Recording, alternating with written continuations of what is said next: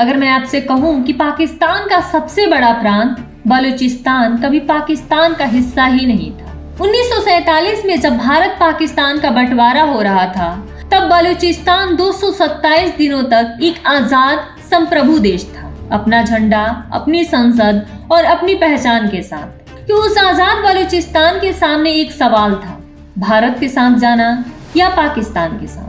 तो फिर इतिहास ने वो मोड़ क्यों लिया जहां बलूचिस्तान आज भी जल रहा है? क्या सच में बलूचिस्तान भारत में शामिल होना चाहता था? क्या जवाहरलाल नेहरू ने उस ऑफर को ठुकरा दिया, या ये सब एक राजनीतिक कहानी है जिसे बार बार तोड़ा मरोड़ा गया? आज के इस वीडियो में इतिहास और कड़वी सच्चाई के साथ बलूचिस्तान की पूरी रियलिटी आपके सामने रखेंगे।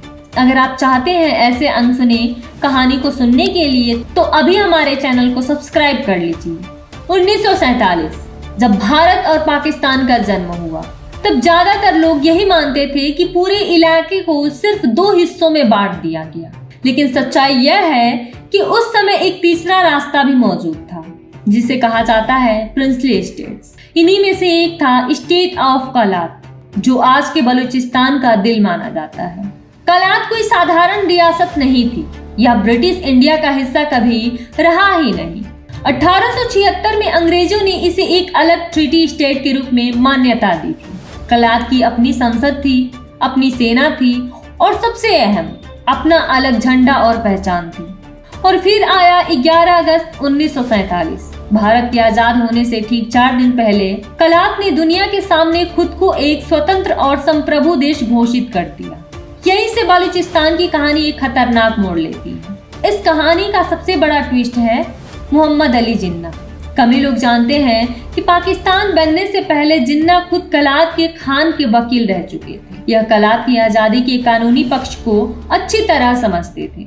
उन्हें पता था कि कलात न तो ब्रिटिश इंडिया का हिस्सा था और न ही पाकिस्तान का स्वाभाविक अंग। लेकिन 1947 के बाद जिन्ना सिर्फ वकील नहीं रहे, वह पाकिस्तान के गवर्नर जनरल बन चुके थे। अब भाषा बदल गई, अब दोस्ती की जगह दबाव था। जिन्ना का साफ संदेश था, कलात को पाकिस्तान में शामिल होना ही होगा। लेकिन बलूच संसद झुकी नहीं। उन्होंने 2 टूक जवाब दिया, हम आजाद हैं और अपना भविष्य खुद तय करेंगे। यही वो पल था जब बातचीत की जगह टकराव ने ले ली और बलूचिस्तान की त्रासदी की नींव पड़ गई। ऐसा कोई आधिकारिक दस्तावेज आज तक सामने नहीं आया जिसमें साफ लिखा हो कि कलात ने औपचारिक रूप से भारत को एक्सेशन ऑफर किया था। बलूच नेताओं के बाद के इंटरव्यू, भारतीय राजनयिकों की यादें और नेहरू कैबिनेट की चर्चाओं के संकेत ये बताते हैं कि एक अनौपचारिक संभावना जरूर मौजूद थी। तो फिर पंडित नेहरू पीछे क्यों हटे? क्योंकि उस समय भारत पहले ही कश्मीर के युद्ध में फंसा था। अंतर्राष्ट्रीय दबाव चरम पर था। कलात भारत से जमीन के रास्ते जुड़ा नहीं था। एक और युद्ध भारत के लिए आत्मघाती हो सकता था। 27 मार्च 1948 यह तारीख बलूचिस्तान के इतिहास में एक काले दिन की तरह दर्ज है। 227 दिनों तक आजाद रहने के बाद जब बातचीत और दबाव दोनों नाकाम हो गए, तो पाकिस्तान ने आखिरी रास्ता चुना, सेना। पाकिस्तानी सेना बलूचिस्तान में दाखिल हुई। न कोई जनमत संग्रह, न बलूच संसद की सहमति और न जनता की राय, बस ताकत। खान ऑफ कलात, जो अब तक आजादी के प्रतीक थे, उन्हें अकेला कर दिया गया। चारों तरफ सैन्य दबाव, राजनीतिक घेराबंदी और साफ संदेश, या तो दस्तखत करो या परिणाम भुगतो। आखिरकार मजबूरी में ये कागज पर हस्ताक्षर हुए, लेकिन उस कागज ने बलूच जनता की रजामंदी नहीं ली। यही वो पल था जब बलूचिस्तान का विलय नहीं बल्कि कब्जा हुआ, और यहीं से जन्म लिया एक ऐसे विद्रोह ने जो आज तक नहीं थमा।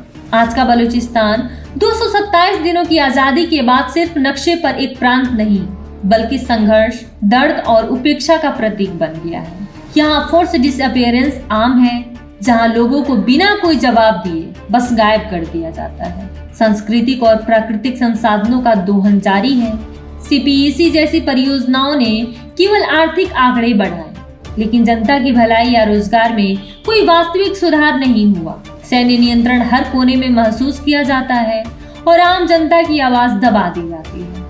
सोचिए, अगर 1947 में इतिहास ने अलग मोड़ लिया होता, अगर बलूचिस्तान को सच में अपनी किस्मत चुनने की आजादी दी गई होती, अगर कलात का झंडा आजाद हवा में लहरा रहा होता तो क्या आज दक्षिण एशिया का नक्शा बिल्कुल अलग होता?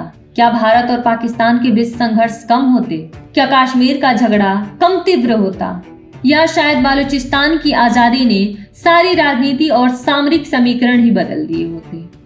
क्या पंडित नेहरू का निर्णय सही था या भारत ने एक ऐतिहासिक अवसर खो दिया?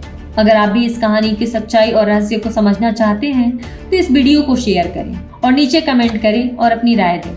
नेहरू सही थे या गलत?